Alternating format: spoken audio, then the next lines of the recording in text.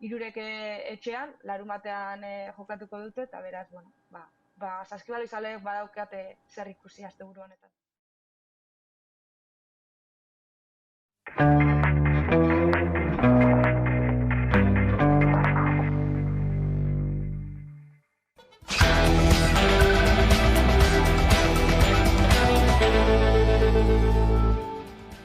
Gaur hasi da 9 eguneko Zinema Festa Donostian eta 11 film ikusteko aukera izango dugu.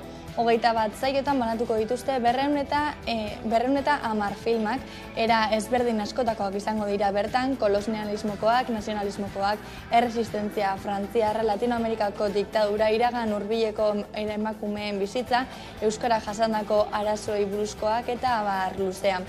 Epaimai ofizialeko epaimai burua izango da Claire Denis zinemagilea eta berekin izango ditu Fan Birgin aktore txinatarra, Cristina Gallego ekoizle, realizadore eta idazle kolonbiarra, Brigitte Lancombe argazkilari frantziarra, Robert Lantos ekoizle hungariarra, Vicky Luengo aktore espainiarra eta Christian Petzol zuzendari alemaniarra.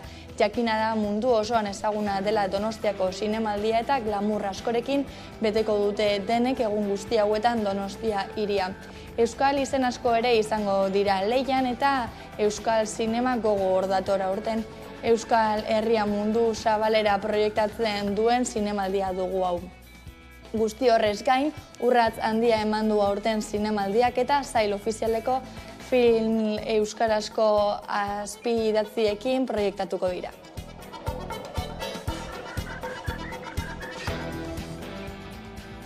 Bestelako plana Nafarroan aste bukaera osoan 17 artista eta musika talde berriek 22 herritan eskainiko dituzten kontzertuekin abiatuko da Bira Nafarroan barna programaren bigarren fasea irailaren 21-tik azaroaren 24-ra.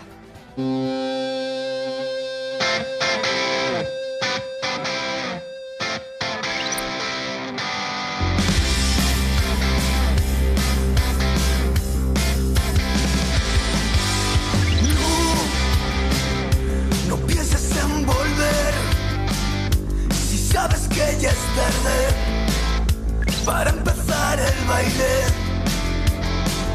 Si ahora en tu habitación te has convertido en el rehén de tus silencios, cansada de palabras, de amores ciegos que no vieron nada, que ya no quedan más cojones que dejarnos escapar.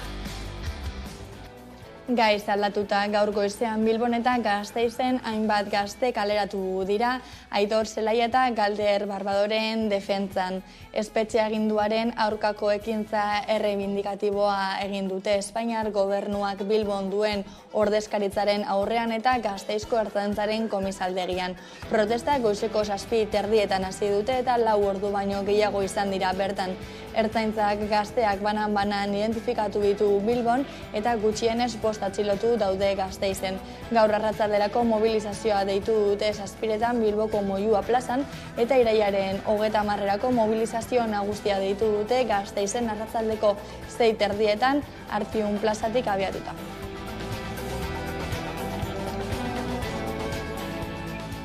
Bestalde, Inigo Urkullu kirurgian dagoen itxaron zerrenda arintzeko konpromisoa hartu zuen joan den astean, ostegun honetan jakitera eman da ebakuntzatako asko ospitale pribatuetara birberatu dituela, Rebeka Ubera EH Bilduko legebiltzarkideak ohartarazi du, ez talki bat besterik ez dela hori.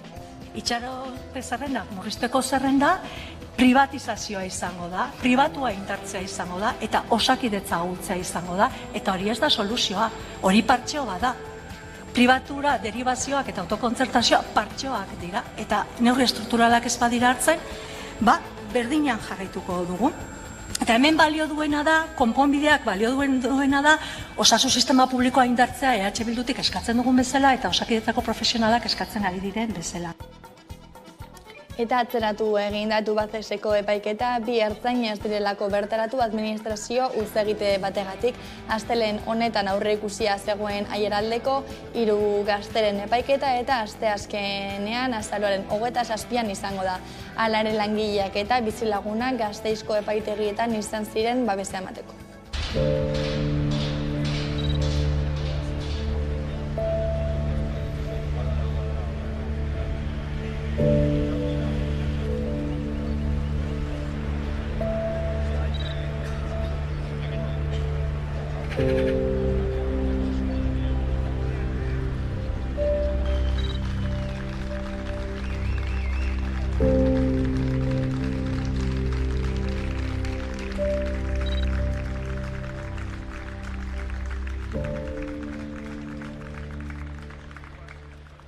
Sortzen direla guri babesa emateko eta gobernuak edo egiten duena da beraiei atxikitu egindako gertaeren organizazioa eta da laguntza hori edo babes hori anulatzeko edo horretan saiatzeko.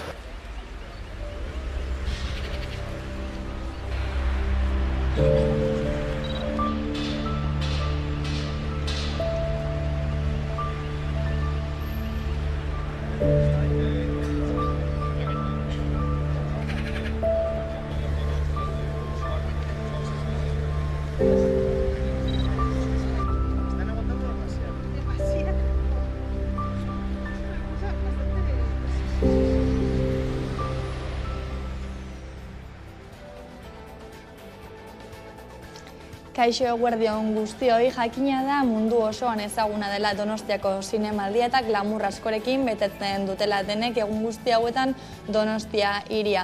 Euskal izen asko ere izango dira leian eta Euskal zinema gogotsu dator. Ekine Atorra Sagasti dago Donostiako zinemaldian, konta iguzu. Euskal Herria eta mundu zabala elkar batuko dituen alfombra gorri kuantikoa martxan da honezkero, zinema industriak askorako emango du baita aurtengoan ere 71. aldiz Donostia mundu zabalean hain ezagun egin duen nazioarteko zinema jaialdi honetan. 19 euskal filma arituko dira leian eta pantalla handian estreinuan eta horrekin batera ezin ahaztu Isabel Herrera eta Jaione Kanborda euskal emakume zinemagileek urrezko maskorra eskuratzeko leia jokatuko dutela. Irizar sarietan izango ditugu besteak beste, baita Josu Martinez eta Fermin Muguruza ere, eta ez ditugu ahaztuko, Berta Gaztelumendi eta Rosa Zufia, hauek euskal emakume zinemagileen errelatoa baitak arte arnasa betean dokumentalean. Eta guzti hau, datozen egunotako alfombra gorriaren gainean, eta aurten, primizian, bazen garaia, euskaraz azpidatzita. Zer esan handia ematen dabilen dokumentalik ere bada zinemaldian, Ekine? Frankismoak ezarretako goitizena ez baliatzeko eskatuz, Josu Urrutikoetxea etako ordezkari izandakoak Jordi Ebole, ekoizle kataluniarrari emandako erantzuna titulutzat dakarren dokumentalak zeresan handia eman du zinemaldiaren atarikoetan. Estreinuaren egunean bertan, Urrutikoetxearen hitzak ere jakin ahal izan ditugu, arrisku hartu zuela eta helburu bakarra zuela Euskal Herriko gatazkaren iturburu politikoa azaltzea Espainiako gizarteari. Edonola ere, kexu izan dira, hainbat elkarte eta ordezkari politiko, hedabideetan ere kritikak jaso ditu, Eboloren ekoizpenak ikusteke da zer nolako arrastoa utziko duen, izan ere, izenburuak berak iradokitzen duenaren ondorioz, ez ote da izango, errelatoaren borroka garai hauetan, Espainiar eskuinaren eta erregimen zaharraren aldeko errelatoren lekuko.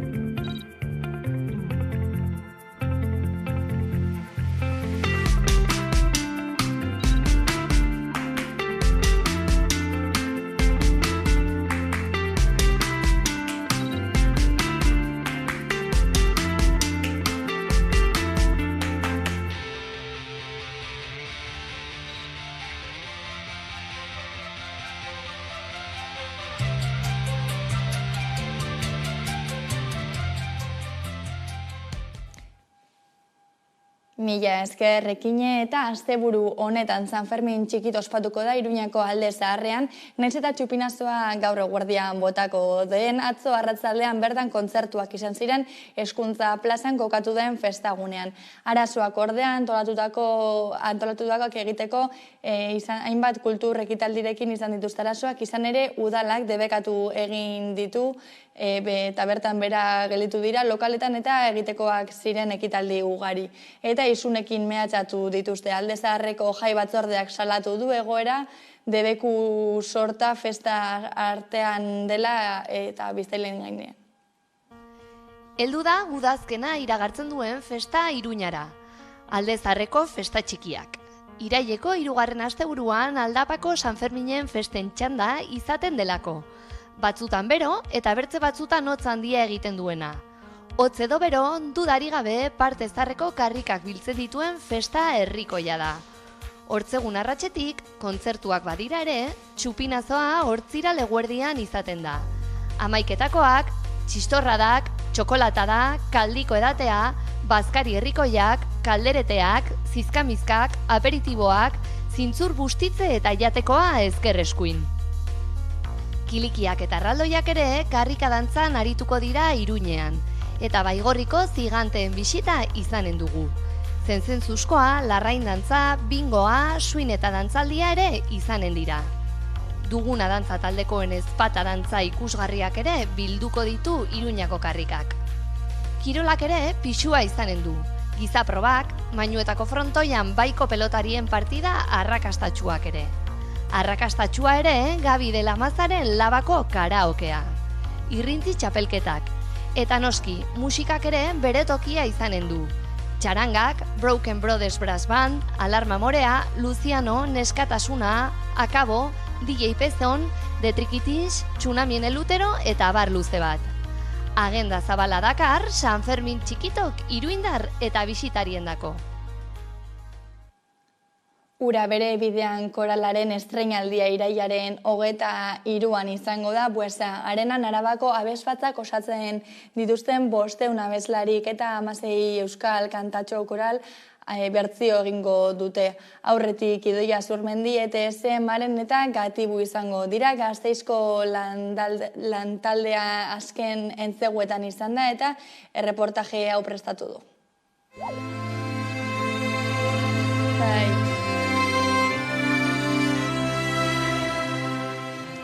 Ura bere bidean koralaren estreinaldia Gasteizen antolatu da. Ura bere bidean 22 abestien bertsio koralak estreinatuko dira lehen aldiz. Estreinaldia pop banda baten eta 500 ahots arabar ingururen eskutik egingo da. Arabako 19 abesbatzak eta 3 ikastetzek parte hartuko dute eta Bilboko abesbatzak gonbidatu gisa izango da. Soineko urdin batekin. Ekitaldian publikoak parte hartuko du kantu guztiak kantutegin laguntzarekin abestuz.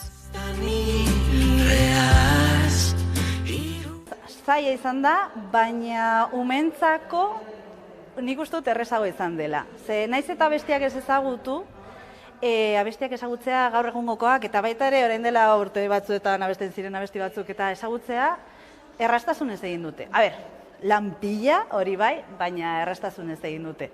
Nagusiei, ez pixka zailago izan da, bai.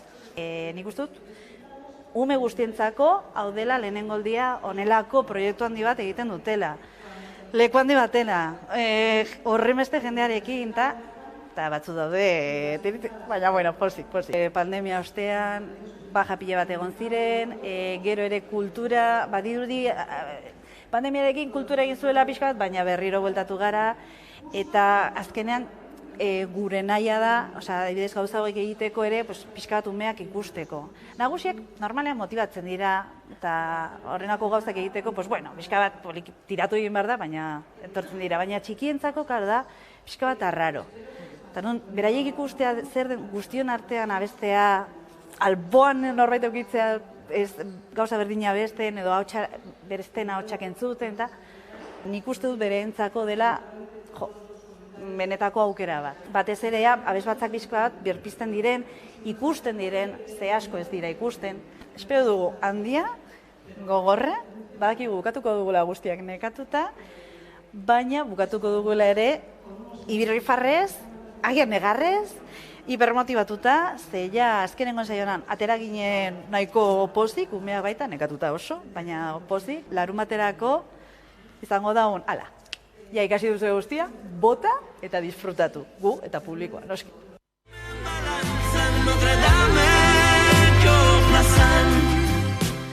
Jaialdiaren aurretik ETS Idoia Zurmendi Gatibu eta Maren Oholtzara igoko dira. 20 minutuko kontzertu akustikoak eskainiko dituzte.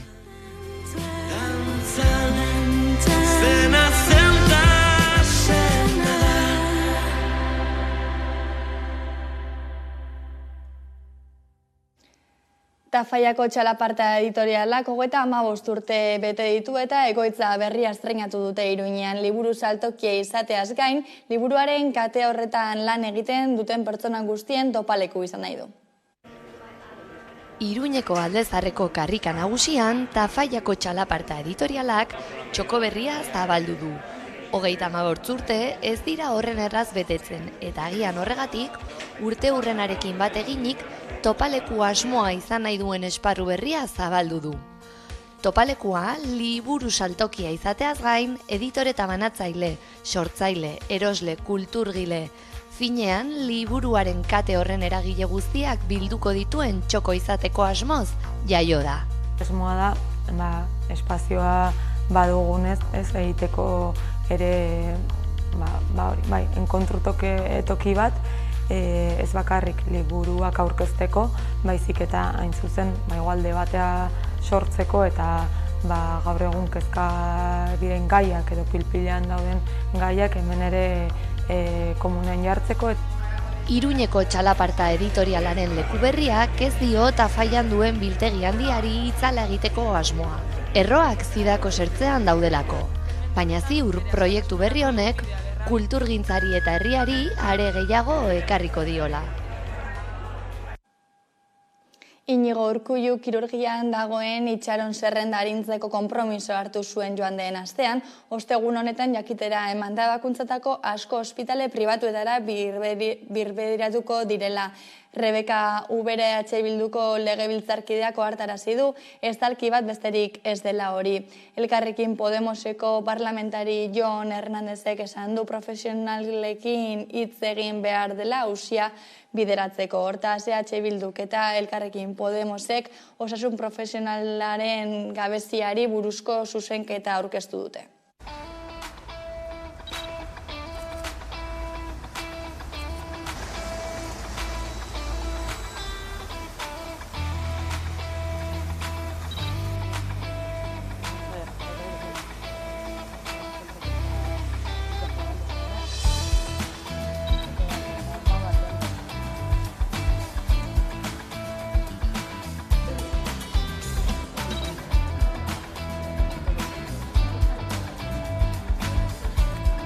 Itxarote zerrenda, murrizteko zerrenda, privatizazioa izango da, pribatua indartzea izango da, eta osakidetza ahultzea izango da, eta hori ez da soluzioa, hori partxeo bada.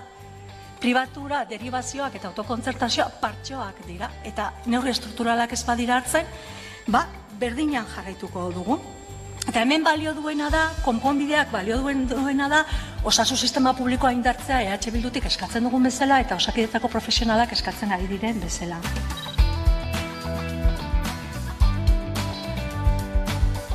El problema es estructural, el problema viene desde hace mucho tiempo y el problema viene motivado por las políticas del gobierno vasco. Y nosotros lo que le pedimos al gobierno vasco es que rectifique esas políticas y sobre todo que se siente con las y los trabajadores de la sanidad pública preocupados no solo por su situación laboral, sino sobre todo por la situación de Osakidetza.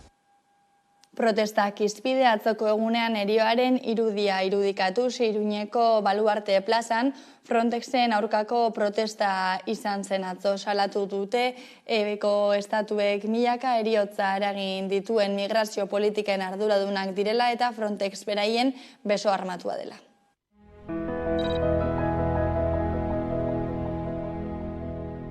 Europak eta estatukideetako barne ministerioek milaka heriotza eragin dituen migrazio politika marrazten dute. Nork, nola eta non existitu daitekeen edo ez erabakiz. Frontex da esekutatzen duena, eta horretarako baditu bere eurosoldadoak eta milioi askoko aurrekontua. 100 milioi eurotik 855 milioi eurora pasa dena. Frontex Europaren beso armatua da, milaka pertsona aldez aurretik hiltzearen ardura duena. Itsasoko hondoratze bakoitzaren atzean, ibai bat gurutzatzen itotako pertsona bakoitzaren atzean, errefuxiatu eremu baldintza miserableetan dagoen pertsona bakoitzaren atzean, Frontex da erantzulea. Frontex akatzea eskatzen dugu. Gaur egun eta beti jarraituko dugu sistema arrazista eta kolonial hau salatzen.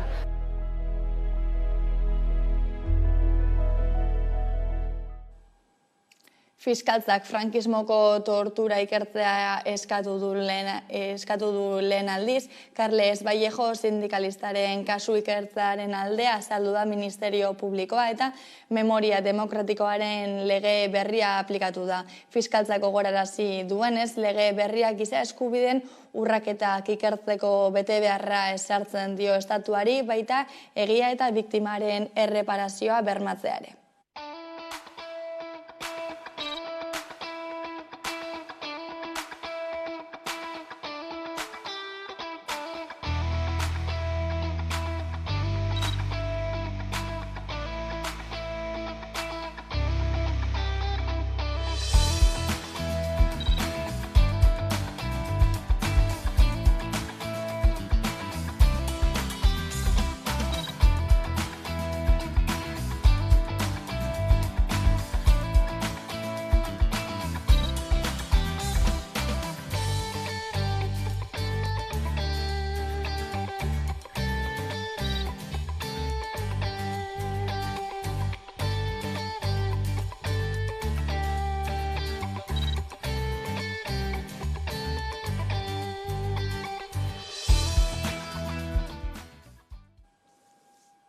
EHNek ardien sektoreko esne enpresak saldatuko dituela iragarri du. Sindikatuaren arabera elikagaien katearen legea behin eta berriz urratzen dute enpresek ardi esnearen litroaren kosta prezioa baino 30 zentimo merkeago saltzen baitute esnea gutxienez. Ardi esnearen sektorean arrakala bat antzeman da. Elikagai katearen legeak ezartzen du sektoreko kontratuek produzio kostuak estali behar dituztela beti. Premisa hori gora behera EHN sindikatua jakindu kostuen azpitik ordaintzen dela egiaztatzen duten kontratuak badaudela eta beraz dagokion salaketa aurkeztuko duela elikagaien informazio eta kontrolerako agentzian. Biltzen den ardi esnea kostu prezioz goitik ordaindu behar dela gutxinez, minimoa bintzatoi beharko lukela, eta ez dela betetzen. Esnetarako ardien kanpaina azaroan hasiko da Gipuzkoan, eta gero Euskal Herrira zabalduko da. Hasiera batean 2 hilabete lehenago garai honetan hartzainek eskaintzak jasotzen eta kontratuak sinatzen hasi behar dute. Legeak ezartzen du 2 hilabete lehenago sinatu behar direla eta ekoizpen kostuak estali behar direla gutxienez. Hala ere, EHNek adierazi du hartzain batzuek kontratu idatzirik gabe saldu izan dutela eta enpresa gehienek ez dutela kostu prezio estaliko lukeen preziorik ordaintzen. Eusko Jaurlaritzaren behatoki plataformaren arabera ardi esnea ekoizteko kostua €1,63 zentimokoa da litroko eta ekoizlari ordaindu zaion prezioa berriz €1,20 zentimotik €1,30 zentimo bitartekoa izan da litroko. EHNek datuak biltzen jarraituko du bidegabekeriaren bat egonez gero salaketak egiteko. Izan ere Euskal Herrian sektoreko enpresa handiak prezioak adosten ari diren susmoa dute, batzuek ordaintzen dutena eta besteek ordaintzen dutenaren arteko aldeak txikiak baitira. Susmo handi dauzku, legez kontrako praktika batzuk ere hor ematen aidiela eta jarraituko deu maila hortan informazioa biltzen eta tokatzen dien urratsak ematen ez dalako posible gertatzen nahi dana ardi esnen sektoreakin. EHN sindikatuak indarren dauden legeak beteko direla bermatu behar duten erakundako hartarazi nahi ditu. Izan ere esnearen prezio horiekin eta ekoizpen kostuen igoerarekin jarraituz gero, sindikatuak nabarmendu du galtzeko zorian egon daiteken sektora bilaka daitekela hartzaintza. Ostera beste gorabehera bat izaten ari da behi haziendaren sektorean, gaixotasun hemorrogiko epizotikoa edatzen ari da eta Gipuzkoan zenbatu dira lehen kasuak. Hildako animaliak ere badira dagoeneko, naiz eta animaliak gehienak asintomatikoak diren. Gaian gehiago sakontzeko, Gaizka Nazabal, EHNko Gipuzkoako presidentearekin izan gara ikusi jarraian.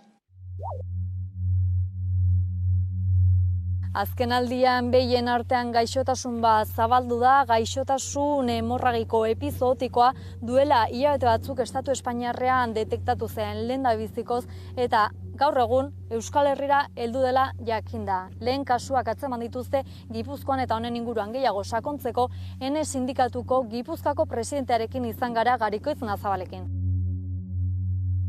Gipuzkoan oso zabaldu daula, nik uste baserritar guztik dakiula, instituzioke bai eta albaiteroke bai. Atzko zentzin, 60 baserriti goiti behintzat bai, zak dauzkanak. Animali pila baten artean bajak sortzen nahi den gaiz bat da dirudinez, eta espezien arabera eragin diferente dauzkena. Esaten du oreinai egon zerbidoi orokorren asko afektatzen diela, eta hor kotok, basafauna, olako, arrazoi batzuk egigo lehon deizkela baita ere, horren beste zabaldu izateko ez.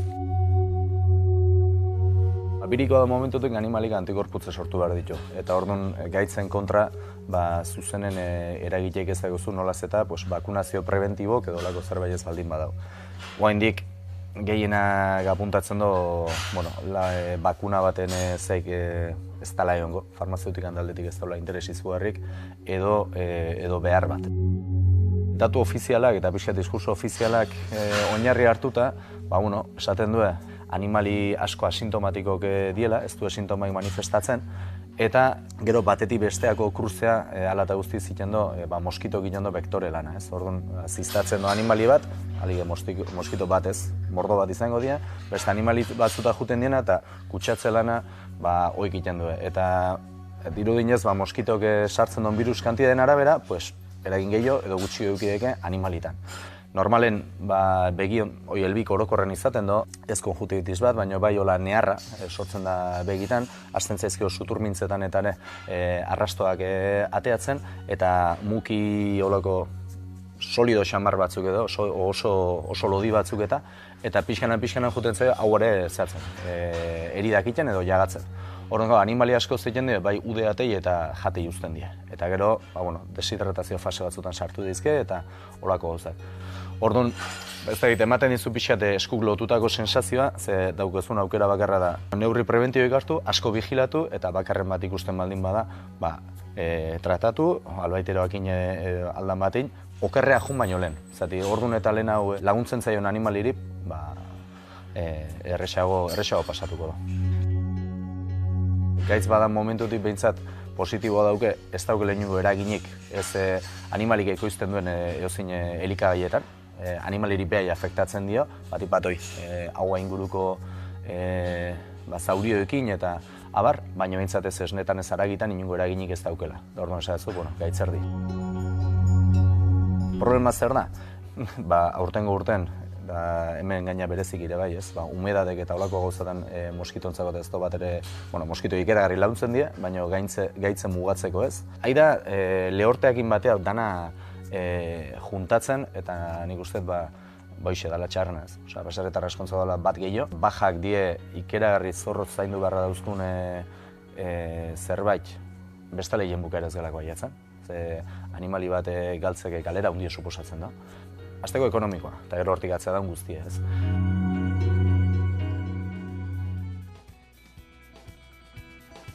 Honekin iritsi gara albistegiaren bukaerara, hauek izan dira gaurkoan jasotakoak, hauek eta gehiago 11 punteu atarian, asteburuan pasa.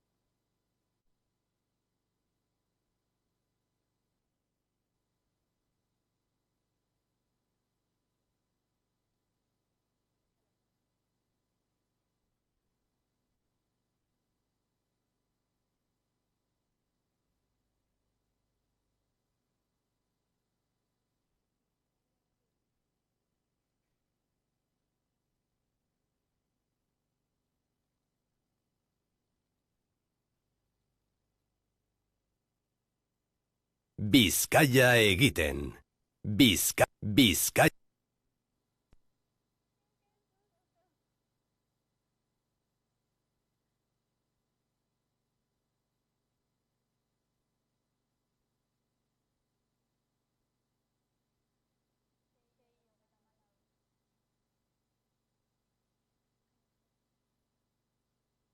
Bizkaia egiten.